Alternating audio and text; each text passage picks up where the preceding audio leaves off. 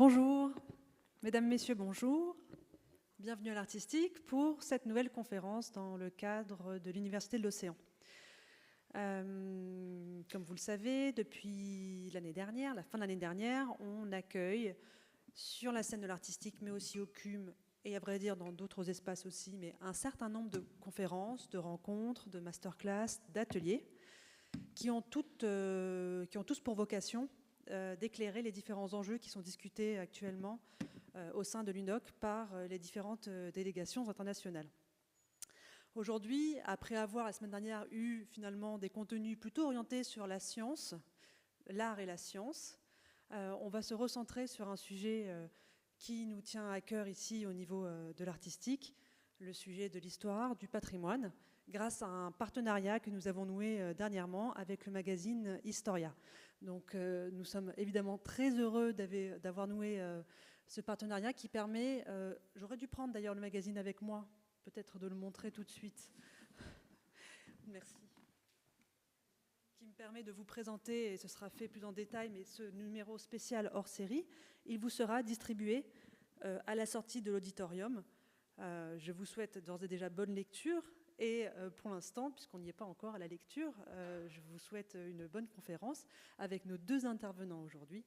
Nous avons Victor Batagion, qui est secrétaire, qui est rédacteur en chef adjoint du magazine Historia, et avec monsieur Vincent Campredon, qui a longtemps dirigé le musée de la Marine et membre de l'Académie de Marine. Merci beaucoup.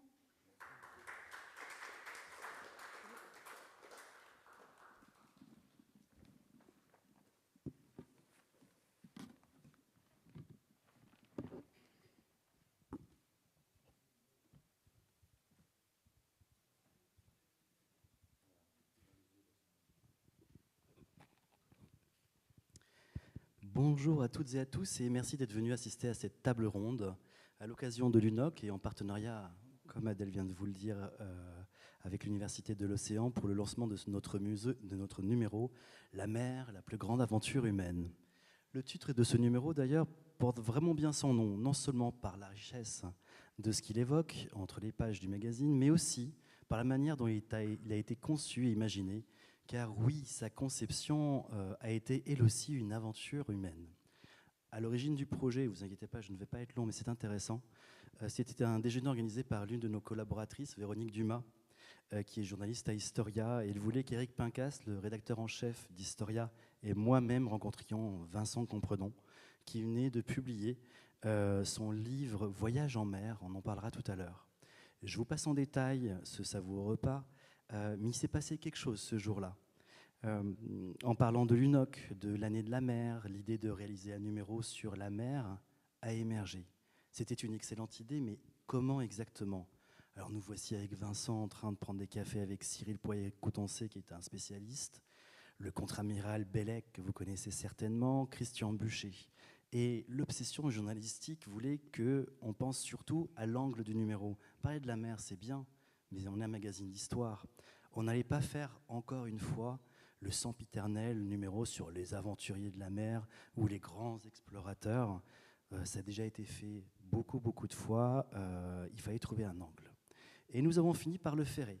Et ce sera un hors-série qui penserait, pour une fois, l'histoire avec un grand H à travers le prisme de la mer, depuis la mer, non pas depuis la terre. Je vous invite donc à monter sur le vaisseau Historia, que vous voyez là. Vous voyez la couverture du magazine. Et installez-vous confortablement, mais c'est déjà fait. Nous allons bientôt appareiller. Nous allons faire connaissance avec Vincent Campredon, qui est là. Vous êtes un homme de mer, dont la carrière a toujours été guidée par la passion des océans. Vous avez été directeur du Musée national de la Marine et votre ouvrage « Le voyage en mer » invite à un voyage, à une traversée que vous allez nous raconter. Donc, j'ai envie de vous poser quand même 2-3 questions sur votre ouvrage que je vous montre comme ça ici. Dans votre ouvrage, vous proposez un récit à la fois personnel, historique et prospectif. Comment est née l'idée de ce livre? D'abord, bonjour à tous, très heureux de venir intervenir devant vous dans un si beau lieu culturel.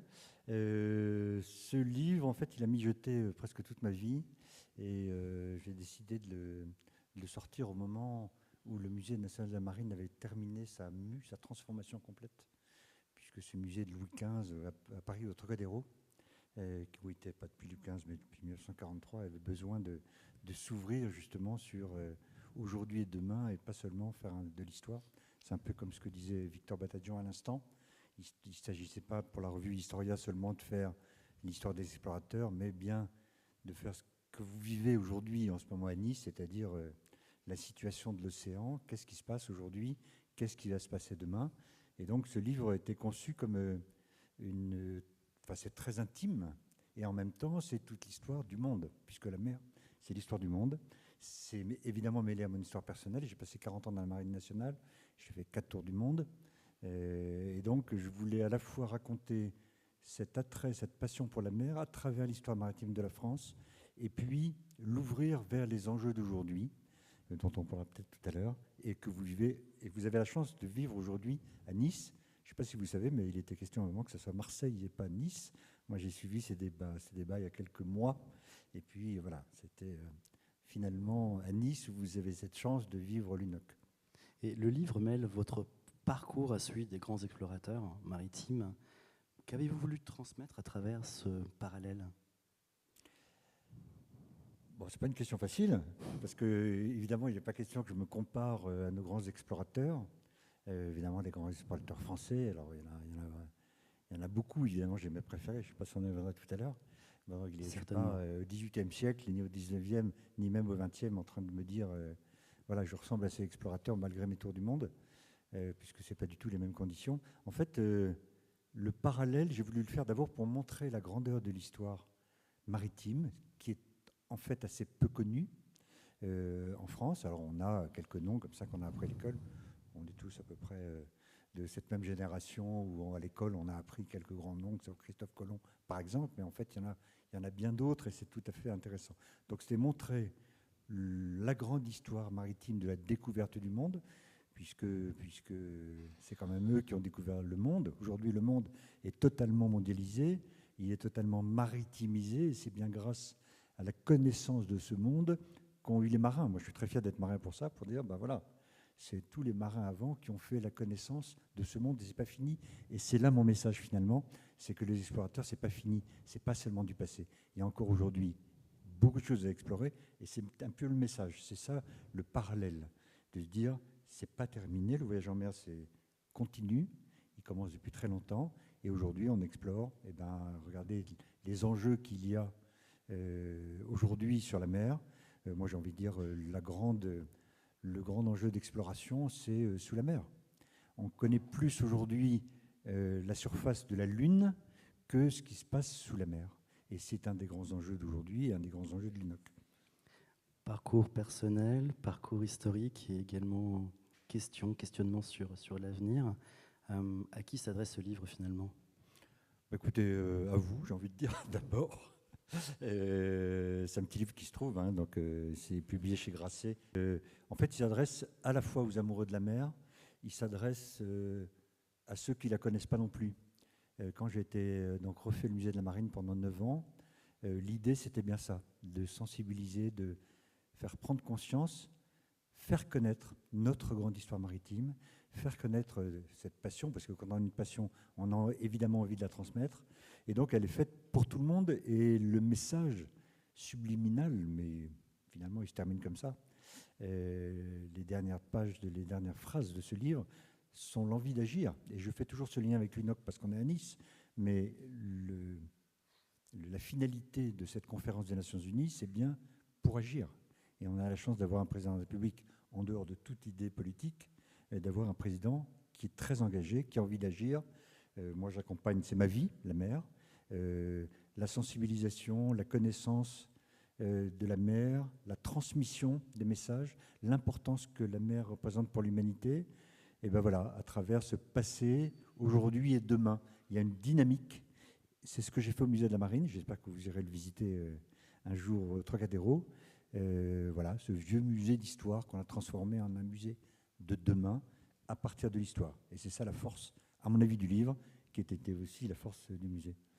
Merci Vincent. On va pouvoir parler un peu du numéro, parce qu'on a beaucoup travaillé sur ce numéro. Sur le livre, c'est bien. On ne peut pas tout faire. Alors, avant de larguer les amarres, je tenais à remercier les auteurs de ce numéro. Il y en a beaucoup, ils sont vraiment tous de qualité. Bien évidemment, il y a l'équipage de réalisation, parce que sans eux, ce numéro n'existerait pas. Alors, la première question qui me vient à l'esprit, c'est votre avant-propos. Vous parlez de l'imaginaire de la mer. Qu'évoque pour vous cet imaginaire? Bon, là, il vient me chercher dans mes coins, mes recoins les plus intimes préférés de ma passion. Donc vous verrez, donc il y a un avant-propos qui s'appelle l'imaginaire de la mer. Pas pour rien qu'il m'a demandé ça. En fait, en analysant un petit peu cette passion, parce que quand on est directeur d'un musée, on vous dit refaites-moi un musée du XXIe siècle. On se dit bon, je vais refaire un musée. On s'interroge sur un peu ce que je suis en train de vous raconter, d'où ça vient cette passion de la mer. Et je me suis rendu compte que l'imaginaire a bercé toute mon enfance et toute ma vie. Parce que la mer, d'abord, elle n'a pas que bercé mon enfance et apporté des émotions et du rêve seulement à moi, mais à tous les artistes, qu'ils soient peintres, qu'ils soient romanciers, c'est les mythes, c'est les légendes, c'est les aventuriers, c'est les explorateurs dont on parlait. C'est tous ceux qui admirent, qui se laissent aller, qui sont dans la mer. Vous savez, je pense qu'il y a un certain nombre de marins parmi vous. Voilà, quand on est en mer, il suffit de rester, de regarder. Je me souviens, moi, j'ai habité Toulon un moment, mon père était déjà dans la marine, donc j'ai habité Toulon souvent, donc c'est pas très loin de Nice. Et je me souviens, tous les jours, j'allais au petit port du Mourillon, et tous les soirs, ma mère était furieuse parce que je partais, et j'allais au bout de la jetée, et je restais comme ça pendant 1 heure. Voilà. Ça, c'est l'imaginaire. Et c'est ce rêve, encore une fois, le mien intime, mais celui de notre histoire. Quand on connaît un peu la vie des explorateurs, quand on connaît la vie des marins, évidemment, moi j'ai mes préférés. Que ce soit Moitessier, que ce soit Cousteau, que ce soit aujourd'hui Tara qui nous porte, que ce soit Jean-Louis Etienne, que ce soit Jacques Rougerie avec son monument, son bateau futuriste. Moi, voilà, tout ça me fait rêver. J'ai été bien porté par nos artistes, nos peintres, nos romanciers, nos poètes. Voilà, les poètes, c'est merveilleux. Moi, dès qu'il y a un beau poème sur la mer, moi, ça me lance dans le rêve, ça me lance dans l'émotion. Et c'est ça que je voulais raconter dans cet avant-propos. Voilà. La mer, c'est ça, c'est ce qu'elle représente pour moi. Alors, évidemment, je ne fais pas que rêver, heureusement. Mais en tout cas, ça a porté toute ma vie. Et ça continue. Je ne suis pas trop long, ça va ? Oui. J'ai retrouvé, il n'y a pas longtemps, en déménageant, mes livres d'enfants. Donc, j'ai une famille de 5 enfants. Il n'y a qu'un qui s'intéresse à la mer, c'est moi. Et j'ai retrouvé des livres quand j'avais 6-7 ans, et c'est que des livres sur la mer. La découverte de l'océan, la découverte de la vie des explorateurs, les bateaux. Donc, là, je ne me souvenais plus, à mon âge, que j'avais été nourri dans mon enfance par ce rêve qui m'a amené à de l'imaginaire. Et en même temps, j'ai envie de vous dire que l'imaginaire, ça amène à une sorte d'utopie, à une sorte de rêve inatteignable. Je reviens au musée, 2 secondes, mais quand le ministre de la Défense, Jean-Yves Le Drian, me dit en 2015, écoutez, voilà 50 millions, bon, c'est pas mal, hein, voilà 50 millions, faites-moi un musée qui transmette le goût de la mer. Eh ben, vous avez besoin d'imaginaire, vous avez besoin de rêve, d'émotion pour arriver à quelque chose, et j'espère que vous irez pour voir comment j'y suis arrivé. Dans ce numéro, Cyril Pécoutancet, qui est directeur du département recherche du Centre d'études stratégiques de la Marine, débute le grand dossier du numéro par une formule que j'aime tout particulièrement et qui donne le ton. L'homme est né de la mer, mais il en a perdu la mémoire. Qu'en pensez-vous ? Bon, c'est la grande question. Je suis sûr que si on faisait tourner le micro, il y aurait des réponses. Chacun aurait sa réponse sur la question. Est-ce qu'il a perdu la mémoire de la mer ? Donc je pense qu'il a perdu, il a oublié. Donc c'est ça la perte de mémoire. On vient de la mer, vous le savez tous qu'en fait on est des produits par la naissance des cellules unicellulaires qui nous a permis de sortir de la mer. Et puis petit à petit, la vie du travail, la vie industrielle, la vie urbaine nous a fait oublier la mer. Aujourd'hui, on en est loin. Alors je ne dis pas que si vous êtes là, c'est parce que vous n'en êtes pas si loin que ça. Et voilà, on a oublié, on cherche toujours, en France, on se demande toujours pourquoi on n'est pas un pays maritime. C'est un peu la même chose. Si on se compare avec l'Angleterre, c'est encore un autre sujet. Moi, ce que j'ai envie de dire là-dessus, c'est repartir d'une phrase de Rita Barley, qui est évidemment une de mes grandes stars. C'est avec lui que j'ai commencé la voile, et la voile en compétition. Il avait une phrase qui est célèbre et qui est toujours discutée en tout cas. C'est la mer, c'est ce qu'on a dans le dos quand on regarde la plage. Ça m'a intrigué pendant très longtemps cette phrase-là. Je l'aimais pas en disant mais non, c'est pas ça la mer. C'est évidemment c'est quand on la regarde, c'est pas quand on regarde la plage. Mais ça voulait dire quoi? Ça veut dire que pour les Français en tout cas, la mer intéresse pas tant que ça. Sauf que aujourd'hui, je dirais que c'est plus ça. Et que moi, je donnerais plus raison à Éric Tabarly. Aujourd'hui, il y a une prise de conscience extrêmement forte sur l'importance de la mer pour la vie de l'humanité. Alors, tout le monde n'est pas encore sensibilisé à ça. L'UNOC est une occasion absolument extraordinaire. Et je vois que ça marche bien, parce qu'il y a du monde. À Nice, on s'est promené un peu tout à l'heure dans la ville, on voit qu'il y a beaucoup de monde intéressé.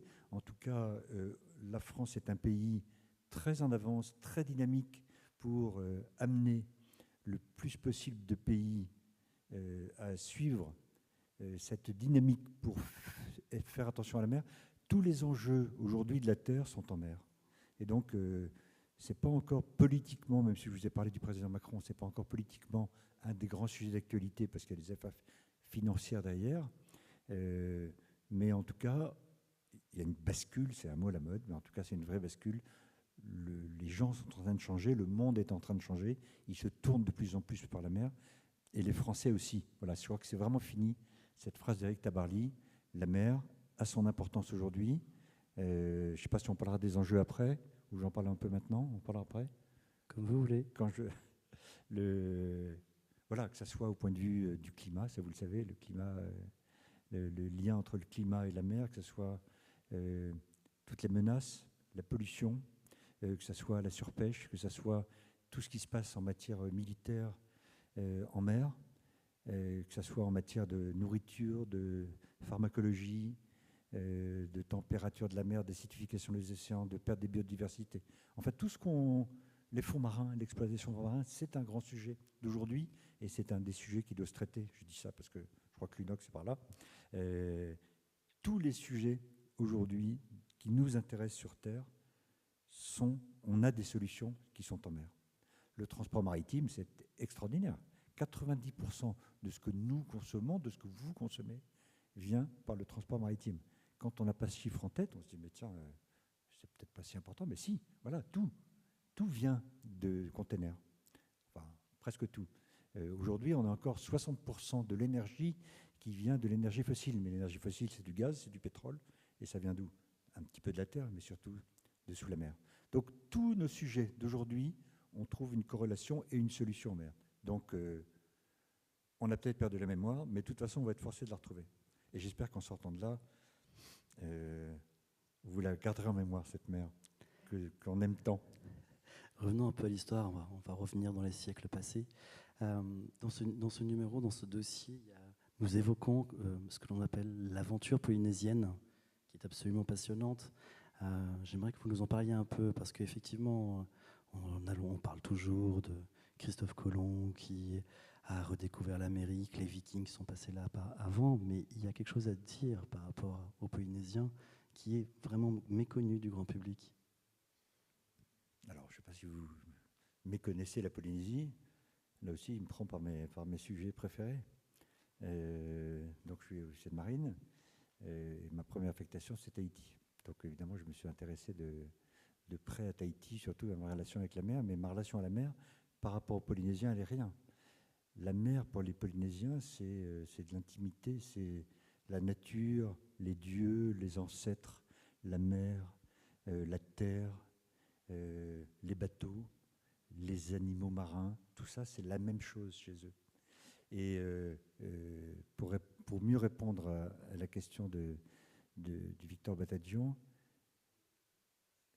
les Polynésiens, voilà, on ne les a pas appris en classe, comme tu disais, c'est pas Christophe Colomb, ils ont fait depuis longtemps presque les premiers qui ont traversé le Pacifique, ça a commencé à 4000 ans avant Jésus-Christ, jusqu'au 16e siècle à peu près.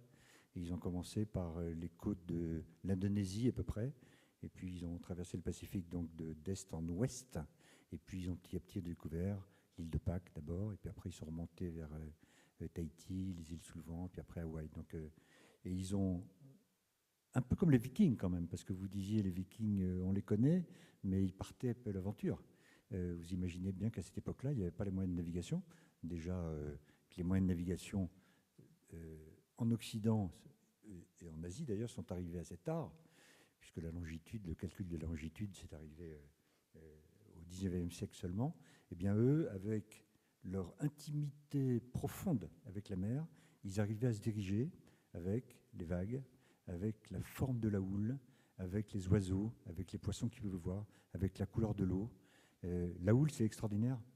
Ils savaient qu'il y avait une île qu'ils ne connaissaient pas. Quand ils voyaient que la houle, en pleine mer, la houle est assez longue. Hein. Voilà, le train de houle est long.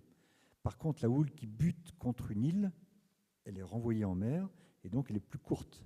Ils savaient que dès qu'elle était plus courte, qu'il y avait quelque chose. Voilà. Et donc, avec certains poissons qu'ils arrivaient à pêcher, avec des oiseaux qui sont généralement pas loin de la terre, ils arrivaient à mélanger tout ça, à se transmettre de génération en génération leur connaissance et surtout cette relation aussi profonde avec la mer, avec l'élément marin. Les ancêtres, chez eux, se réincarnent dans des animaux marins, principalement des requins. Donc vous voyez, on voit ce lien extrêmement fort.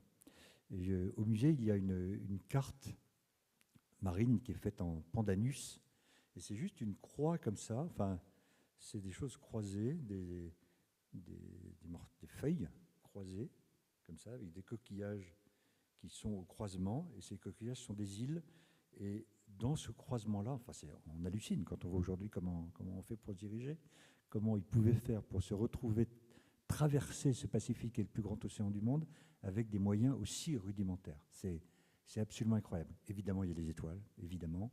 Évidemment, il y a le soleil, mais enfin, ils n'avaient ni sextant, évidemment, ni GPS. Voilà, donc c'est une histoire extraordinaire, et ce que j'aime par-dessus tout pour eux, c'est ce lien qu'ils ont. Mais enfin, il faut les entendre parler de Moana. Donc le Fénois, c'est la terre, Moana, c'est la mer, et ils en parlent. J'ai organisé il y a, en annonce de l'UNOC d'ailleurs, en 2021, à Brest, l'Ocean One Summit, qui était une annonce de l'UNOC, et j'avais fait venir le ministère de la Culture polynésien. Et le président de la Polynésie est là, hein.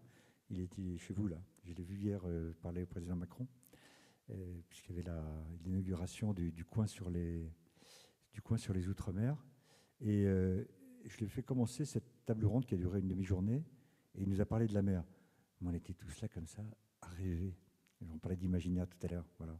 C'est peut-être là que j'ai appris en plus à rêver. Voilà. C'est une aventure extraordinaire. Il continue. Je ne sais pas si vous avez suivi l'actualité. Hier, le président de Polynésie française a déclaré que l'ensemble de sa zone économique exclusive, donc 4,5 millions de kilomètres carrés, ça fait 40% de la zone économique française quand même, était déclarée en aire marine protégée. Voilà. C'est la plus grande du monde, et c'est une annonce historique qu'il a faite. Voilà. Parce qu'ils veulent protéger leur élément qui est aussi important pour eux que les personnes humaines. Voilà, je pourrais en parler longtemps de la Polynésie. C'est une très belle destination de voyage, évidemment, et puis un peuple aussi charmant. Alors 4000 ans avant notre ère, naît la pirogue à balancier, les siècles passent, des milliers d'années, et grâce à une poignée d'hommes, le monde est décadenassé avec ces grandes découvertes, déverrouillées si on peut dire. Ils ont dessiné les contours des océans et des continents. Pouvez-vous nous évoquer ces grands noms de la navigation, ou en tout cas vous attacher à un ou deux noms pour nous parler de ces grands découvreurs? Bon, j'ai le micro, je le garde, hein, parce que là, c'est un peu le sujet stratégique. Le décadenassement du monde. Je vous parlais tout à l'heure un peu de mondialisation et de maritimisation du monde. En fait, c'est là. En fait, on avait plusieurs mondes. Après, je viendrai sur les explorateurs. On avait ce monde donc du Pacifique, on ne les entendait pas, on ne les connaissait pas. Ils ont découvert. Quand Magellan a traversé le Pacifique, là, je peux vous dire qu'on en a parlé, mais enfin, des milliers d'années avant, les Polynésiens avaient commencé ça. En Asie, en Chine, Ils ont eu une époque maritime, à peu près la même époque que les grands explorateurs, mais ça s'est arrêté assez vite parce que l'ennemi en Chine venait du nord. C'est pour ça qu'ils ont construit la grande muraille de Chine. Les Mongols venaient du nord, donc ils ont arrêté leur dynamique maritime avec un amiral qui s'appelait Zhang He. Alors j'ai lu pas mal de ces histoires. Il y a une histoire où on lui a coupé la tête, je ne sais pas pourquoi, parce qu'il voulait absolument marquer qu'on ne sort plus. L'urgence n'est plus la mer et de découvrir le monde. L'urgence est de se protéger des ennemis qui viennent du nord, d'où la Grande Muraille. Et puis, des petits pays comme le Portugal, comme l'Espagne, la France, Pays-Bas, Angleterre avec beaucoup de retard, en tout cas avec des dynamiques comme Henri le Navigateur, qui était le fils du roi du Portugal. C'était le dernier, alors il savait qu'il n'aurait pas de pouvoir, donc il s'est concentré sur les affaires maritimes. Et puis petit à petit, il a eu cette volonté de lancer de plus en plus de navigateurs pour aller découvrir ce monde. Alors découvrir ce monde, pourquoi ? L'attrait de la richesse, bien sûr, l'aventure, on parlait d'imaginaire et de l'aventure des explorateurs. Cela dit, c'était une époque où la mer faisait encore très très peur. On ne dépassait pas en Afrique la pointe ouest de l'Afrique, le cap Bojador, parce qu'on disait que derrière ce cap, la mer était fumante. La mer, c'était terrible et à la limite, on disparaissait. Et puis petit à petit, ils ont commencé à avancer. Et puis il n'y avait pas que l'attrait de la richesse et l'attrait de l'aventure et l'attrait du rêve ou de l'imaginaire. Il y avait aussi le fait que la route de la soie, et c'est un sujet tout à fait important quand on parle de la mer, a été bouleversée par l'arrivée des Ottomans à Constantinople. La route de la soie arrivait, il y avait une partie maritime, mais la plus importante était terrestre, et arrivait à Constantinople. À partir du moment où les Ottomans sont arrivés, ben, ça a tout changé. Le monde orthodoxe d'Orient est revenu vers Rome, en tout cas en Orient, et du coup, il n'y avait plus de relation avec les Ottomans de Constantinople, et il a fallu inventer de nouvelles routes. Et c'était l'occasion justement pour aller inventer cette route maritime. Et c'est comme ça, c'est ce point de départ-là qui a fait que ce monde a été décadenassé, dont on arrive aujourd'hui à cette connaissance complète de la Terre. Donc les Portugais sont partis, je vous le fais court parce que sinon on y passe l'après-midi, sont passés par le cap de Bonne-Espérance au sud de l'Afrique. Vasco de Gama, le plus connu, même si ce n'est pas lui dont on parlait plus dans nos livres d'histoire quand on était plus jeune. On parlait plus de Christophe Colomb. Le pape divise à ce moment-là, vu la concurrence entre l'Espagne et le Portugal, divise la terre en deux. D'un côté les Espagnols, de l'autre côté les Portugais, et tout ce qui les uns n'ont pas le droit d'aller chez les autres. Et c'est comme ça que Christophe Colomb part de l'autre côté. Et lui, il est sûr que quand il arrive dans les îles en Amérique centrale, enfin dans les Antilles, on va dire ça, il est sûr que c'est la Chine. Pourquoi il est sûr que c'est la Chine ?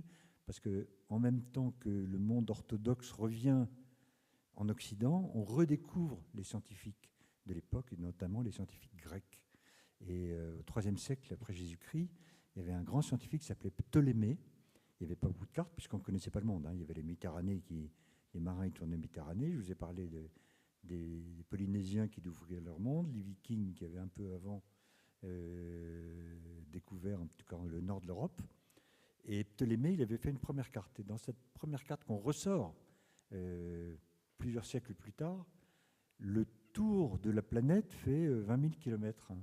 Et il se dit, bon, bah, c'est bien, si je pars à l'ouest, je vais tomber sur l'Asie avec ses richesses. Alors c'est la soie, c'est les épices qui étaient très importantes à l'époque, c'est les porcelaines, et puis toutes ces épices qui faisaient la richesse des caravanes d'ailleurs, et la richesse des villes italiennes, Gênes et Venise entre autres. Donc on découvre le monde par l'ouest, on découvre le monde par l'est, et puis l'histoire continue à se décadenasser. Les Anglais se réveillent, les Français aussi, c'est le fameux Champlain, Jacques Cartier avant lui, parce qu'on cherche du coup, puisqu'on n'a pas le droit de passer chez les Espagnols, on n'a pas le droit de passer chez les Portugais, et ben on essaie de passer par le nord, on cherche un passage du nord-ouest qu'on trouvera seulement qu'au début du XXe siècle, et puis après c'est les canaux, le canal du Panama, le canal de Suez avec Napoléon III, Et le monde se décadenasse de plus en plus pour arriver à ce monde maritime aujourd'hui. Et je vais m'arrêter là. Et aujourd'hui, on ne dit pas qu'il y a plusieurs océans, on dit qu'il y a un seul océan. Et donc, c'est 70% du monde qui ont été découverts. Justement, c'est cette grande histoire du monde qui est notre histoire aujourd'hui. Alors vous parliez des Anglais, des Britanniques. Je vais citer Walter Raleigh, qui est navigateur de l'ère élisabéthaine. Donc je cite: qui commande la mer commande le commerce. Qui commande le commerce dispose de la richesse du monde et en conséquence domine le monde en lui-même. Qu'en pensez-vous, Vincent? C'est une question, je ne sais pas s'il faudrait la poser à M. Trump aujourd'hui, je ne sais pas, qui a envie, ou chinois peut-être. De toute façon, on va venir arriver à parler de la Chine, de toute façon, dans nos débats, dans nos questions sur la mer. C'est très britannique, déjà. Nous, je pense qu'en France, on parle de la mer de façon plus poétique. Alors, qui a raison, je ne sais pas. En tout cas, c'est une thèse qui a été reprise très vite par les Américains, dès qu'ils ont commencé à avoir une politique de puissance maritime avec Mahan. C'est la politique chinoise aujourd'hui. Pour être une puissance aujourd'hui, eh bien, il faut être une puissance maritime par l'économie. Alors l'Angleterre, en fait, a des caractéristiques très différentes de la France dans son rapport à la mer, pour des tas de raisons, sur lesquelles on reviendra peut-être. En tout cas, aujourd'hui, c'est tout à fait d'actualité. C'était une grande époque, hein, quand il a dit ça. C'est la grande époque de la reine Victoria, hein, c'est ça? Elisabeth. Comment? Elisabeth. C'est ça, de la reine Elisabeth. Oui, Victoria, c'est un peu plus tard, c'est au moment de Napoléon III. Aujourd'hui, en tout cas, c'est une donnée absolument d'actualité. Aujourd'hui, on ne peut plus être une puissance mondiale ou une superpuissance sans puissance maritime. Et les pays le savent bien. Il n'y a pas que la Chine, il n'y a pas que les États-Unis. Vous avez vu que le monde réarme beaucoup. Il suffit de voir à l'actualité que M. Trump nous fait avancer tous les jours, presque plusieurs fois par jour. Moi qui suis un passionné d'actualité, on est plutôt content en ce moment de ce côté-là, du rythme d'informations différentes qu'il y a tous les jours. Voilà, la puissance sur mer passe par la puissance du commerce. Je vous parlais du transport maritime, 90% de ce qu'on consomme a été transporté maritimement. 98% de nos échanges Internet ou numériques passent par les câbles sous-marins. 98%. Moi, il y a encore quelques années, je pensais que ça passait par satellite. Pas du tout. Donc on voit bien que la mer aujourd'hui est un nouveau terrain de jeu, excusez-moi du mot de jeu, mais que ce soit en termes de puissance militaire, que ce soit en termes de puissance économique. On voit bien que les enjeux de demain, j'en ai parlé un peu tout à l'heure, c'est l'exploitation, j'espère que non, des fonds marins. C'est aussi l'exploitation de la colonne d'eau, c'est-à-dire toutes les richesses qu'on trouve dans l'eau jusqu'au fond. C'est aussi l'avenir de la biologie, c'est l'avenir de la pharmacie, c'est l'avenir du monde. Et les pays le savent bien. Et il y a un signe qui montre ça, c'est le réarmement naval des pays. Et dans les pays qui ont le plus compris que la mer demain va être un terrain de conflictualité, c'est quand les pays achètent des sous-marins. Sous-marin, c'est une arme de guerre.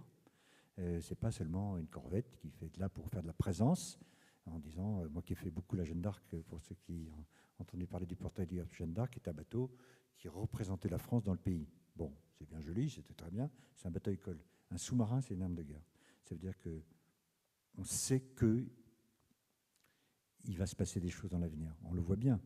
Regardez l'histoire avec l'Australie, qui voulait acheter 12 sous-marins français, qui finalement les achètent aux Américains et aux Anglais. En fait, on ne sait même pas si ça se fera. Mais des pays comme l'Inde, le Pakistan, le Brésil, la Corée du Nord qui se lance, évidemment les pays européens. Voilà. Donc tout le monde achète, tout le monde se réarme, tout le monde reconstruit une marine. Vous savez que pour la Chine, on dit que la Chine construit l'équivalent de la marine française tous les 3 ans. Voilà. Alors ils ont maintenant lancé un 3e porte-avions avec des technologies qui sont en avance sur celles des Américains. Donc ils vont extrêmement vite pour justement avoir les armes les plus efficaces possibles. Donc voilà, le commerce est une des clés de la puissance. Le commerce fait vivre les pays, on voit bien de toute façon comment ça fonctionne. Donc il faut une marine pour les protéger. En même temps, on protège ses eaux territoriales, on protège ses zones économiques exclusives. Donc la phrase de Walter, de votre ami Walter Raleigh, est aujourd'hui d'une très grande actualité. Alors, je vais vous laisser le choix entre deux sujets. Alors, est-ce que vous préférez nous parler et développer la Grande-Bretagne, l'impératrice des mers, cette thalassocratie britannique, ou nous parler de la France qui, comme certains le savent, a une marine nationale grâce à Richelieu, mais qui est maritimisée par Napoléon III. Vous préférez le sujet britannique ou le sujet français? Les deux, mon général. Non, Napoléon III, j'aime bien Napoléon III. Alors, allez-y. J'aime beaucoup Napoléon III parce que je disais que quand j'étais plus jeune, en tout cas, on parlait de Christophe Colomb, surtout, alors que pour moi, Vasco de Gama est bien plus grand que Christophe Colomb. Vous savez, Christophe Colomb est mort, il pensait toujours qu'il avait découvert l'Asie. Hein. Il est allé 3 fois, il est mort ruiné, emprisonné. Enfin, ça a été horrible, la fin de Christophe Colomb. Vasco de Gama, c'était pas terrible non plus, mais il avait massacré pas mal d'Indiens dans tous ses voyages. Donc après le Cap, quand il est remonté dans l'océan Indien. Et je trouve qu'on ne parlait pas beaucoup, enfin, en tout cas moi j'ai jamais tellement appris de Napoléon III, alors que Napoléon III pour la France maritime, pour la marine, c'était quelqu'un d'extraordinaire. Je parlais tout à l'heure du canal de Suez. Évidemment, vous imaginez le changement de ce canal de Suez. Avant, il fallait faire le tour quand même par le cap de Bonne-Espérance. Donc c'était une réalisation tout à fait extraordinaire, même si elle a donné lieu à la guerre de 56 après. Ça, c'est encore autre chose avec la nationalisation du canal par Nasser. Mais Napoléon III, c'est celui qui a à la fois industrialisé les ports, et c'est celui qui a installé le plus, qui a donné accès aux ports par le rail. Hein. Pour ceux qui connaissent Brest, par exemple, la ligne entre Morlaix et Brest, elle est entre des, comment on peut dire, des rochers. Voilà, c'est des murailles. Hein, il passe entre les deux. C'est une époque où on arrivait au bateau à vapeur. C'est une époque où on arrivait aux cuirasses. Les cuirassés, c'est cette époque-là où on commençait à passer de la voile à la vapeur, puis de la vapeur seule. C'est le moment où on a mis des hélices, parce qu'avant il y avait des roues à aubes. Et il y a au musée de la Marine ma maquette préférée qui s'appelle La Gloire. Si vous allez, il faut aller au sous-sol dans l'espace consacré à l'histoire de la Marine nationale. Et c'est magnifique. C'est ce passage industriel du bateau à voile au bateau à vapeur et du cuirassé. Il y avait des cuirassés, on mettait jusqu'à 12 cm de fer pour cuirasser les bateaux qui étaient en bois dessous. Hein. Voilà, on n'en était pas encore au bateau en fer. Et puis c'est aussi celui qui a ouvert les plages, qui a ouvert les lieux pour aller à la plage. Alors les peintres ont beaucoup suivi, hein, parce qu'on n'a pas encore parlé beaucoup des artistes, mais les peintres ont suivi. Il y a une exposition Boudin actuellement qui est extraordinaire. Boudin est le témoin, évidemment, de toute cette époque-là.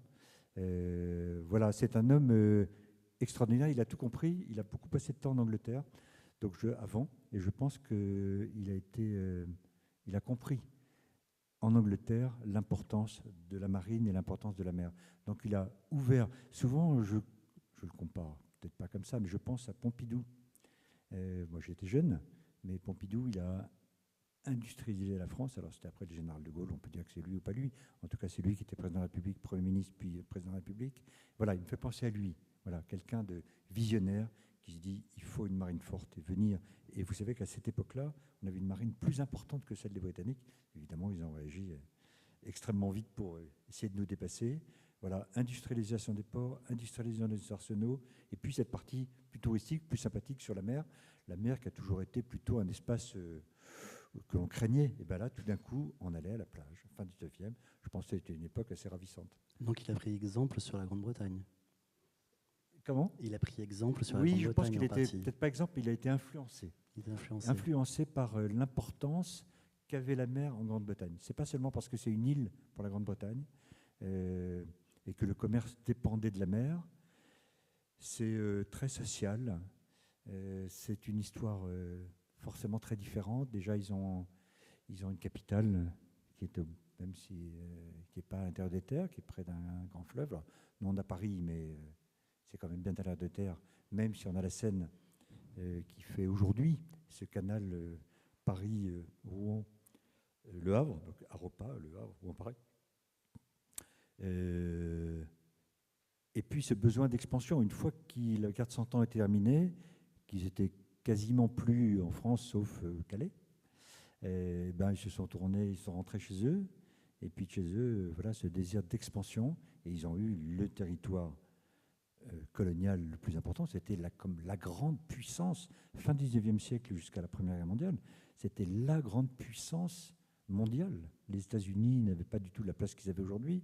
La France, on en a peu parlé, mais était quand même, même si elle avait une marine, mais enfin, c'était très fluctuant en fonction des différents gouvernements qui lui donnaient plus d'importance budgétairement. On en revient toujours à ça.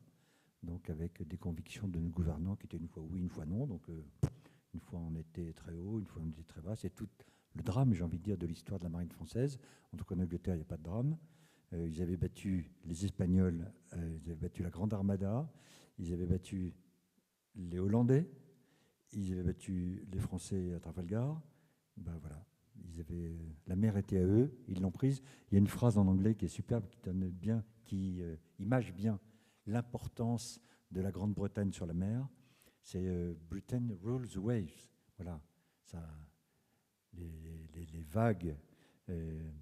Le lien entre la Grande-Bretagne et les vagues rules the waves, c'est très britannique. C'est difficile à traduire d'ailleurs, mais ça montre bien l'empire maritime britannique. Voilà, et tout ça s'est terminé, pour finir, avec la Première Guerre mondiale, encore plus avec la Deuxième. Aujourd'hui, la marine britannique, elle n'est pas dans un très très bon état. Vous parliez de la France sous Napoléon III et la maritimisation du pays.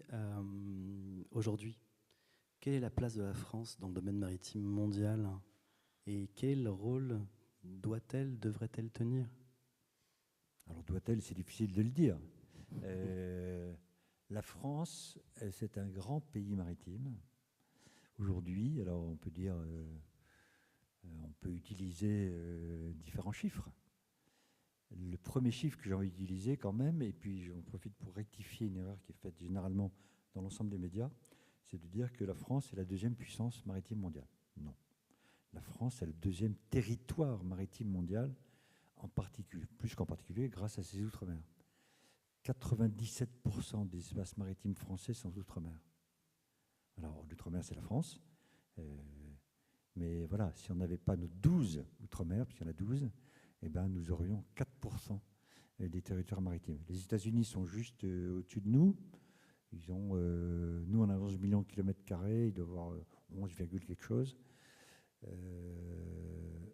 Et ça, c'est en train de changer parce que les règles du droit de Montego Bay en 1982 sont en train d'évoluer et on peut recalculer son espace maritime. Je vois qu'il y a des gens qui sont au courant devant moi, avec la longueur du plateau continental. Voilà, donc il faut déposer un dossier à l'ONU qui l'étudie et en ce moment, on estime, on sait presque d'ailleurs, je ne pense pas que ça soit annoncé aujourd'hui, il ne s'agit pas de prendre non plus le lead, mais le fait que nous ayons le territoire maritime le plus important. Et ce territoire maritime le plus important, eh ben, ça nous donne des responsabilités, surtout aujourd'hui, surtout avec tout ce qu'on dit depuis le début, en termes de protection de la diversité en particulier. Les océans, c'est la vie de la planète. C'est pas seulement parce que c'est 70%, c'est parce qu'elle nous fait vivre dans tous les domaines.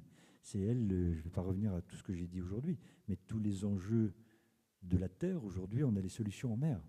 Et aujourd'hui, on fait n'importe quoi avec les océans, surtout en matière de biodiversité.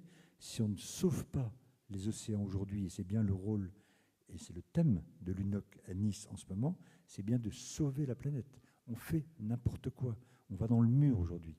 Et la France, pour répondre à la question de la place de la France, eh bien, elle prend cette dynamique, ce leadership. Et moi, évidemment, je ne peux que m'en féliciter. Il y a des excès quand on voit certaines ONG. On peut discuter, on peut être content.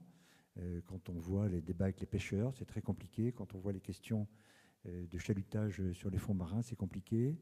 En fait, tout est compliqué, mais il faut avoir la volonté, il faut avoir l'engagement, la détermination de vouloir sauver la planète. On fait vraiment n'importe quoi. Après, à côté de ça, on a une très grande histoire maritime, on a eu des très grands marins, on n'a finalement pas tant que ça parlé des explorateurs. voilà, en quelques mots, on a quand même Allez-y. je pense à Parlez-nous Bougainville, je pense à la voilà, Pérouse. les scientifiques, Comment? la science. La science, on a des très grands scientifiques. On a aujourd'hui parmi les institutions dans le monde scientifique, l'IFREMER est le plus grand institut scientifique du monde, surtout quand il s'allie avec le CNRS. Il a fait d'ailleurs ici la semaine dernière, on est mardi. Ouais. La semaine dernière, il y a eu un congrès sur la science qui a réuni, à l'initiative de l'IFREMER et du CNRS, 280 chercheurs, je crois, du monde entier, pour pouvoir dire aux politiques, avant de prendre des décisions, consultez-nous. Nous avons des choses à dire scientifiques, c'est pas seulement comme les prendre comme ça. Donc on a une grande histoire maritime, on a des grands marins, on a une marine qui est à, c'est pas trop la question, mais il y a les États-Unis, la Russie, je ne sais même pas trop où la mettre, la Chine maintenant, l'Angleterre, elle est plutôt après nous, il y a le Japon qui est avant nous maintenant, donc on est entre 4e et 5e marine du monde. Voilà. On est les seuls avec les Américains à avoir des porte-avions à catapulte, parce que les autres porte-avions, vous savez, c'est des porte-avions qui sont remontés vers l'avant, et donc ils ne sont pas catapultés à une certaine vitesse, et quand ils reviennent, ils se posent verticalement. Et là, ils consomment quasiment la moitié de leur réserve de kérosène. Alors que les avions français, ils reviennent comme les Américains, avec un appontage et une crosse derrière, et ce qui leur permet d'aller beaucoup plus loin, d'avoir une force de frappe qui est beaucoup plus en avant. On a des sous-marins très avancés, que ce soit sous-marins d'attaque ou sous-marins nucléaires lançant d'engins. Donc on est une des 4 marines à avoir des sous-marins nucléaires lançant d'engins. Alors il y en a qui en veulent maintenant, la Corée du Nord, je crois, en veut. Donc on va dans un monde très incertain. On a fait un peu de cocorico, ça fait du bien. Le meilleur avion du monde avec le Rafale, qui est à la fois de l'armée de l'air et à la fois la marine. Donc aujourd'hui, on a une position à la fois de leader parce que nous sommes un pays responsable. Alors, est-ce qu'on a tous les moyens? Écoutez, c'est pas simple. Hein. Déjà, il faut commencer par trouver 40 milliards pour essayer de passer le budget 2026. Mais en tout cas, sachez que moi, je suis très fier de cette histoire, de la position de la France vis-à-vis des océans. Je pense qu'on est visionnaire et on a des politiques qui y croient. J'ai envie que vous nous racontiez une histoire quand même, parce qu'on passe à côté, mais ces voyageurs pour la science, racontez-nous, Cook, la Pérouse, allez un peu nous faire rêver, nous raconter. Alors, c'est du rêve dans l'aventure. Cela dit, je pense que la vie à bord, c'était pas du rêve. Effectivement. Parce que, alors, c'est, oui, effectivement, c'est ça qui fait le plus rêver quand même. Il faut imaginer le siècle des Lumières en particulier, surtout, c'est quand même cette époque-là où ça commence. Puis ça se continue beaucoup au XIXe siècle, où on découvre beaucoup le Pacifique, et les Français sont très en pointe là-dessus, les Anglais aussi. Voilà, James Cook, c'est le plus grand explorateur du monde. Alors nous, si on fait Cocorico, on a les nôtres. Hein, la Pérouse, qui est envoyée par Louis XVI, mais suite à Cook. Cook est mort dans un endroit dont je sais pourquoi maintenant, enfin qui me faisait sourire, parce qu'il est mort à Hawaï, aux îles Sandwich. Alors pourquoi c'est l'île Sandwich? Je ne sais pas qui l'ont mis dans un sandwich. C'est que l'amiral de la flotte britannique s'appelait l'amiral Sandwich. Et donc quand il découvrait des nouvelles terres, il donnait des noms. On parlera du Dumont d'Urville tout à l'heure, qui a donné le nom d'une partie de l'Antarctique de sa femme, puisque sa femme s'appelait Adèle. Il l'appelait la Terre Adélie, et la partie française de l'Antarctique aujourd'hui, c'est toujours la Terre Adélie. Dumont d'Urville, c'était un tout petit peu plus tard. Il a ramené, c'était un des grands scientifiques, c'était un officier de marine qui a fini amiral, mais il a ramené des milliers de connaissances scientifiques qui sont toutes aujourd'hui au Muséum d'histoire naturelle, qui était au musée de l'homme avant et qui sont passées au Muséum d'histoire naturelle. Voilà. Donc ce sont des gens qui avaient soif de cette découverte, des scientifiques, ou s'ils ne l'étaient pas, ils emmenaient avec eux des scientifiques, des dessinateurs, des botanistes. Et à chaque escale, l'entente n'était pas toujours d'ailleurs extraordinaire entre l'équipage et les gens qui venaient en plus pour découvrir de nouvelles terres, rencontrer des nouveaux peuples. C'était des expéditions qui étaient humanistes, pas du tout des expéditions guerrières ni conquérantes. Il ne s'agissait pas, je le dis au passage quand même, de récupérer des terres pour chacun des pays. Il s'agissait de les rencontrer et transmettre les lumières. Alors on en pense ce qu'on veut aujourd'hui. C'est toujours compliqué de regarder l'histoire après 2 siècles en se disant il ne fallait pas faire comme ça, c'était ceci, c'était cela. C'est comme toutes les questions sur l'esclavage qui sont extrêmement complexes, en tout cas dans notre vision d'aujourd'hui. Voilà, c'est scientifique. Ils ont fabriqué notre monde d'aujourd'hui, nous ont permis justement d'avancer. On a parlé de la biologie, on a parlé des animaux marins et des animaux sous-marins, mais c'est aussi la navigation. Voilà, on arrivait à se situer en latitude, mais pas en longitude. Donc, ils trouvaient des îles, mais qui ne savaient pas trop situer, donc ils mettaient sur une carte, et puis celui d'après, eh ben, il ne la trouvait pas, ou alors il trouvait une île là où il n'entendait pas, ce qui évidemment a amené beaucoup de naufrages, mais on a amené, c'est parti des Chinois beaucoup, c'est parti aussi des Arabes, qui ont transmis toute cette science des marins, puisque le fait de se mondialiser, eh ben, c'est des rencontres entre marins et entre scientifiques. Voilà, il y a les aventuriers, les explorateurs. Généralement, ils n'ont pas terminé.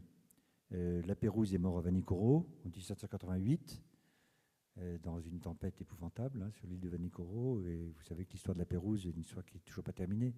Le mystère de la Pérouse aujourd'hui, pourquoi c'est le mystère? Parce qu'on ne sait pas ce qu'il est devenu. Les recherches.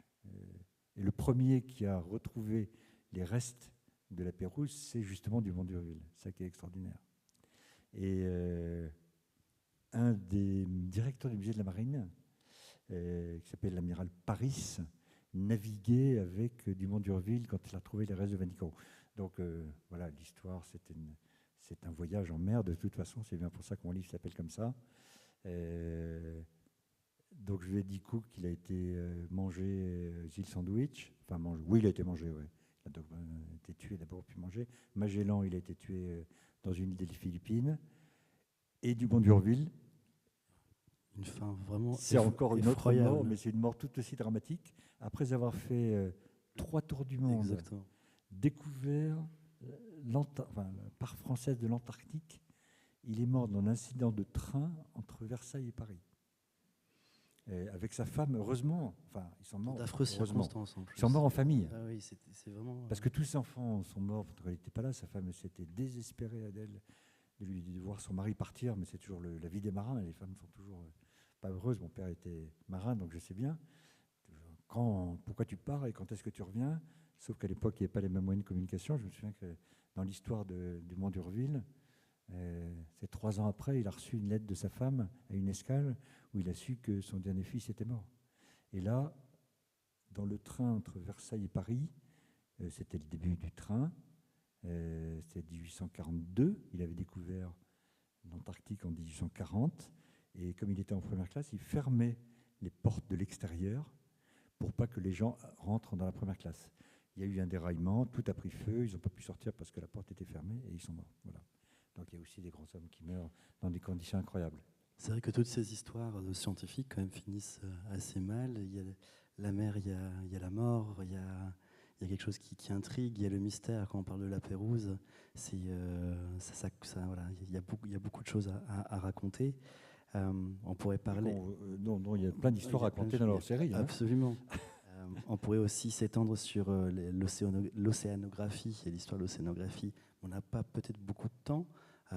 Peut-être 2-3 mots sur l'exploration des fonds marins, qui, comme vous l'avez déjà mentionné, est l'un des enjeux majeurs du futur. Est-ce que vous pouvez développer un petit peu pour nous dire quoi et pourquoi et quels sont vraiment les risques à venir? Oui, je peux peut-être commencer l'histoire, puisqu'on est quand même avec Historia. Commencer l'histoire avec Cousteau. Je pense que vous êtes tous une génération ici, en tout cas moi aussi, déjà. Cousteau, c'était, voilà, je ne sais pas si vous vous souvenez du monde du silence. On regardait ça à la télé avec des yeux extraordinaires. On commençait à découvrir sous la mer. Jusqu'à présent, on découvrait le monde par la mer. On découvrait les îles, on découvrait des continents, on découvrait des passages, des détroits, on construisait des canaux. Il y avait cette route du nord-ouest, encore une fois, qui a été découverte extrêmement tardivement, début du 20e siècle. Le pôle Sud encore un petit peu plus tard, avec des histoires extraordinaires. Et voilà, aujourd'hui, on a commencé à découvrir ce monde sous-marin, déjà de l'eau, et puis de plus en plus, le fond des mers. Moi, je suis rentré dans la marine en 1983. En 1982 a été signée la Convention de Montego Bay, qui avait mis 30 ans, je crois, à être négociée entre tous les pays du monde, et qui organisait la mer, juridiquement, avec les eaux territoriales, les zones économiques exclusives, la haute mer, qui est le sujet aujourd'hui d'un nouveau traité dont le président espère qu'il va pouvoir être signé, en tout cas d'ici la fin de l'année, le traité BBNJ, pour ceux qui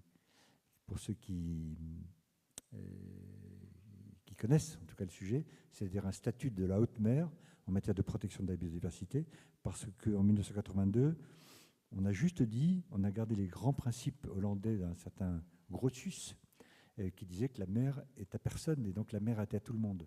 Aujourd'hui, on dit autre chose, que la haute mer, pardon, puisque la zone territoriale, c'est à chaque pays, les zones économiques exclusives aussi, la haute mer, elle est à tout le monde. Aujourd'hui, on dit un petit peu différemment. On dit que la haute mer est la propriété de tout le monde. Et si on est propriété à tous, il faut des règles. Et c'est ce qu'on essaye aujourd'hui de mettre en place, parce que les appétits sont de plus en plus féroces. Parce qu'il y a des ressources dans le fond des mers et dans le sous-sol des mers. De toute façon, la mer était recouverte d'eau il y a bien longtemps, donc c'est la même chose que ce qu'il y avait sur Terre et ce qu'il y a sous la mer. Mais aujourd'hui, vu l'épuisement de la Terre, on va chercher sous l'eau. En 1982, on parlait des nodules polymétalliques, c'était le grand mot. Et puis après, on a cherché à industrialiser la récupération, l'exploitation de ces nodules. C'était beaucoup trop cher, donc on a laissé tomber. Mais aujourd'hui, ça revient. Parce que dans les nodules polymétalliques, il y a les fameuses terres rares dont on a besoin pour nos téléphones, pour toute l'électronique, pour les voitures électriques. Voilà, pour tout ce qu'on consomme aujourd'hui, on a besoin de ces terres dites rares qui sont au fond des mers. Et donc, tout le monde s'y met. Tout le monde va chercher, et pourtant, il faut des règles. Les Chinois ont commencé à exploiter sans autorisation, alors que, pardon, je ne vais pas préciser, le traité de Montego Bay de 1982 disait qu'il fallait une autorisation de l'autorité internationale des fonds marins, qui était prévue à cette époque-là, avant toute exploitation de la haute mer. Et pour ça, il fallait avant une exploration scientifique pour pouvoir dire, là, qu'est-ce que vous voulez faire, et si vous faites ça, quels sont les risques sur la biodiversité. Aujourd'hui, on a compris tout ça. Les Chinois se sont lancés tout seuls en haute mer, en disant, là, il y a des trucs qui m'intéressent, j'y vais. Et je ne sais pas si vous avez vu notre ami Donald Trump, lui, c'est presque encore pire, on est entre nous là, c'est pas enregistré. Il a donné une autorisation d'exploiter en haute mer, je vois que madame est au courant, à une entreprise canadienne. Donc c'est même pas dans les eaux canadiennes, même pas dans les eaux américaines, c'est en haute mer. C'est quand même là, donc c'est un peu la foire d'empoigne, et c'est pour ça qu'il y a aussi l'UNOC. C'est pour ça qu'on veut donner des règles. Mais c'est compliqué, parce que les Américains n'ont pas signé ce traité Montego Bay, les Américains n'ont pas signé ce traité BBNJ. Donc voilà, c'est pour ça que la France est aussi déterminée, aussi engagée, et veut entraîner le maximum de pays. Elle essaye de faire signer un moratoire aujourd'hui au niveau international pour qu'on fasse de l'exploration avant une éventuelle exploitation. Voilà. Donc il y a des enjeux économiques gigantesques aujourd'hui. C'est pour ça qu'il faut des règles. Il y a de plus en plus de scientifiques maintenant. Regardez les expéditions de Tara, par exemple. C'est passionnant. Vous voyez, ce voilier, là, maintenant, ils ont construit une nacelle qui va aller dans le pôle Nord. Je ne sais pas si vous avez suivi ça, qui va se laisser dériver. Il y a Polarpod de Jean-Louis Etienne qui va étudier aussi la mer. Donc, de plus en plus, on dit aujourd'hui, on connaît entre 3 et 5% de tout ce qu'il y a dans la mer. Voilà, évidemment dans les fonds marins. Donc c'est un enjeu majeur pour aujourd'hui. Vous avez compris que même pour moi, c'est l'enjeu qui va déclencher les autres, notamment la place de la marine, cet espace qui est devenu conflictuel parce qu'il y a des enjeux absolument essentiels. Donc c'est l'avenir. Il faut des règles, mais il y en a qui s'en foutent, pardon, ce mot-là un petit peu vulgaire. Merci beaucoup, Vincent. Il nous reste 1 ou 2 minutes pour des questions. Est-ce qu'il y en aurait ? Il faut peut-être alors je crois qu'il y a un micro. Ouais. Ça fait si longtemps qu'on parle déjà ? Oui. On peut continuer, je ne sais pas si vous avez le temps. Oui, je me permets d'intervenir parce que feu mon mari et mes 2 garçons et mes petits-fils sont dans la Marine nationale. Et un de mes fils, plongeur démineur. Et depuis des années, je suis ça de très près. Mais je suis un peu désespérée, même si je pense qu'il faut que le président Macron a raison sans doute de tenir tous ces discours. Mais je suis un peu pessimiste quand je vois la force financière des États-Unis, d'un individu comme M. Trump, et puis du besoin de connaissances qu'ont les uns et les autres. On nous demande, suite à ce qui se passe en Ukraine, on réarme l'Europe et dont la France. Donc tout ça, je ne voudrais pas être pessimiste, mais je pense à nos enfants, nos petits-enfants et au monde entier. Voilà. Alors, Madame, bravo d'abord, parce qu'on peut vous applaudir. Vous êtes rentrée différemment aujourd'hui. Vous avez un niveau de réflexion sur ce qui se passe. C'est vous qui devriez être là, en fait, plutôt que de... Parce que ce n'est pas tout à fait une question, en fait, sur votre question, parce que c'est le monde qui est comme ça. Le monde est extrêmement compliqué aujourd'hui. On essaye, nous gouvernants, essayent d'apporter des réponses justement pour trouver sa place. Face aux Américains, on ne sait pas trop quoi faire. La guerre d'Ukraine, on ne sait pas trop quoi faire. Face aux Russes, on ne sait pas trop quoi faire. Face aux Chinois, on ne sait pas trop quoi faire. La France essaie de trouver sa place, de donner les moyens qu'il faut. Je n'ai pas de réponse, évidemment, à ce que vous dites. Pessimisme, moi, je ne le suis pas de nature. Donc, moi, j'y crois toujours. Ah oui. Non, mais vous disiez, on peut être pessimiste pour nos enfants et nos petits-enfants. Oui, mais bon, c'est pas la première fois que le monde tourne comme ça.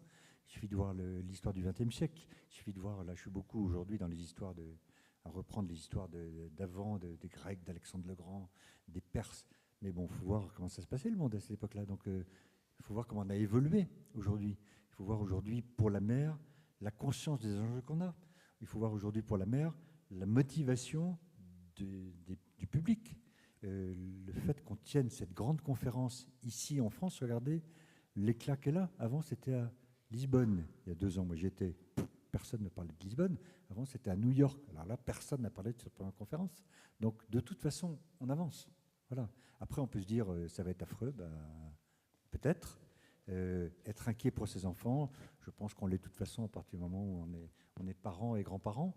On est forcément inquiet de leur avenir. Moi, je suis très attentif à ce qui se passe. Je réfléchis.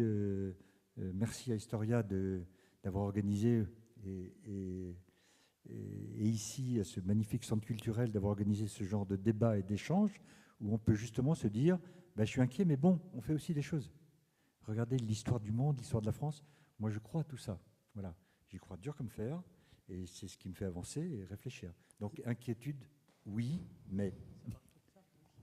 Oui, moi je veux vous remercier quand même justement pour cette lecture optimiste, parce que c'est tellement difficile de rester un peu optimiste, parce qu'on sait bien que c'est le pouvoir de l'argent qui est dramatique.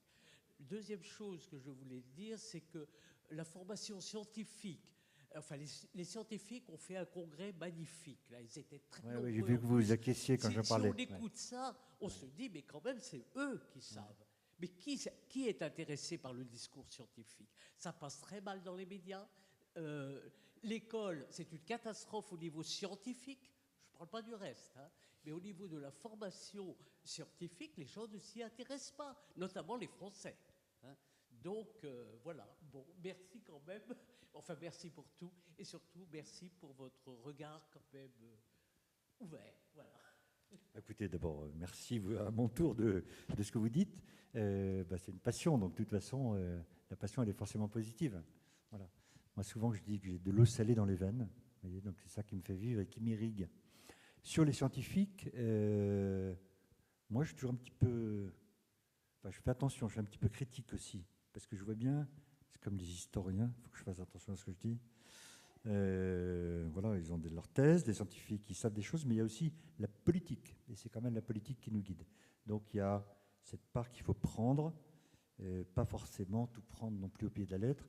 Le GIEC, puisque vous êtes très au courant de ces histoires scientifiques, pour le climat, moi je lis beaucoup ça, parce que c'est vraiment le climat... Enfin, la mer a une importance fondamentale sur le climat, et le GIEC ne prend à peine en compte les océans pour évaluer l'évolution du climat. Donc vous voyez que même les scientifiques, ils ne s'intéressent pas beaucoup à la mer. À la COP, c'était en quelle année? La COP 21 c'était M. Fabius qui présidait, sur le climat. Pas moi, c'était Ségolène Royal, qui était ministre de l'Environnement, a réussi à faire rentrer le sujet de la mer le dernier jour, seulement le dernier jour. Et c'était la COP 21 sur le climat qui fait aujourd'hui référence. Donc, ce sommet aujourd'hui sur les scientifiques a une importance fondamentale. Parce qu'il était international et ils ont montré qu'il faut éclairer les décisions politiques. C'est un des objectifs de l'UNOC et à suivre, on va voir. Mais merci pour votre intervention, madame. Merci, monsieur Campredon, pour votre conférence. Et moi, je voudrais savoir si, grâce à l'UNOC, on va pouvoir trouver des règles pour empêcher le chalutage dans les eaux sous-marines. Est-ce qu'il va y avoir une loi qui va empêcher ce système-là? Alors, on en rêve tous. Pas les pêcheurs, hein, pas les pêcheurs. Pardon? On en rêve tous. Pas les pêcheurs. Moi, je suis très proche aussi des pêcheurs parce que c'est compliqué. Il y a des histoires de... C'est compliqué, les pêcheurs. Moi, ça me révulse, le chalutage profond. Enfin, le chalutage au fond, hein, parce qu'il y a aussi du chalutage dans la colonne d'eau. Hein. Mais le président, hier, a dit que ça allait avancer, que déjà dans les aires marines protégées françaises, dans les plus protégées, on allait interdire le chalutage de fond. Il y a tellement d'intérêt social, financier de cette population des pêcheurs. Je suis ami des pêcheurs, mais bon, j'aime pas qu'on détruise ma planète. Pas tous, mais le problème du chalutage de fond, c'est que ça détruit toute la biodiversité et ça fait récupérer tout ce qui traîne, et ils en rejettent, je crois, les 3/4. Ça ne les intéresse pas. Tout ce qui ne les intéresse pas, ils les rejettent, c'est mort, et c'est fini. Et ça tue la pêche littorale, la pêche artisanale. Donc tous les pêcheurs ne sont pas pour. Donc voilà, c'est les intérêts du monde. Moi, vous prêchez un convaincu, moi ça me révolte, ça. Il y a Bloom qui a montré des images. Et dernièrement, Bloom, c'est une ONG qui est la plus en pointe, la Claire-Nouvian, là-dessus. C'est épouvantable de voir ce chalut, mais énorme, là, qui parfois des kilomètres de long et des centaines de kilomètres de large, avec des roulettes, et ça prend tout ce qui se passe. Je crois que la Manche, elle est complètement rasée, il n'y a plus rien. Mais il y a un moment d'espérance, c'est que si on réglemente, si on y arrive, eh ben ça peut revenir. Et c'est ça qui est intéressant avec la mer. Regardez avec les coraux, le réchauffement de la mer blanchit les coraux. Les coraux, c'est la base de la biodiversité, c'est très important. 25 à 30% de la biodiversité marine tourne autour des coraux. Eh ben, on arrive, grâce à des expériences, grâce à des expériences, à faire revivre les coraux. Vous savez que c'est un organisme vivant, c'est une bouche, les coraux. Et l'énergie pour grandir, ça fait un squelette, et l'énergie pour grandir et construire ce squelette vient par la photosynthèse des algues qu'il y a dessus. Voilà.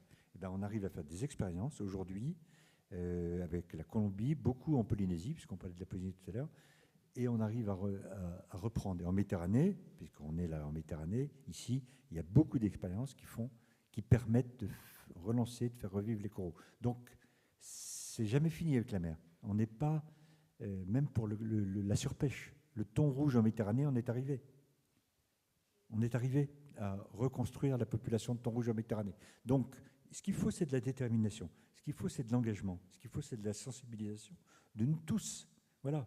Pour ne pas lâcher, rester au courant, pousser nos gouvernements à aller dans un sens ou dans un autre. Moi, je fais partie d'un cabinet ministériel de l'Outre-mer, avec la ministre de l'Outre-mer qui était Marie-Luce Pancher à l'époque. Vous êtes confrontés à des difficultés de choix tout le temps. Tout le temps. On fait quoi? Évidemment, c'est affreux le chalutage, mais il y a des intérêts financiers, des intérêts d'alimentation, il y a des intérêts internationaux, des intérêts sociaux. Je fais quoi? Donc, c'est pas simple non plus de gouverner. Mais il faut un appui du public, et c'est vous aujourd'hui, en public, pour pousser ça. Mais je suis d'accord avec vous, c'est horrible. C'est horrible. Et puis moi, je regarde beaucoup les réseaux sociaux, on voit tous ces animaux qui sont pris dans des filets de pêche, là. C'est épouvantable. Toutes les tortues, enfin, ça va plus, quoi. Ça va plus. Le monde devient fou. Voilà. Donc il faut lutter, mais il faut être engagé et optimiste, madame. Merci pour ces transmettre derniers l'optimisme. mots, Ah, c'est fini Vincent. Oui. Merci beaucoup à Vincent Compredon. Merci à vous tous. Merci beaucoup.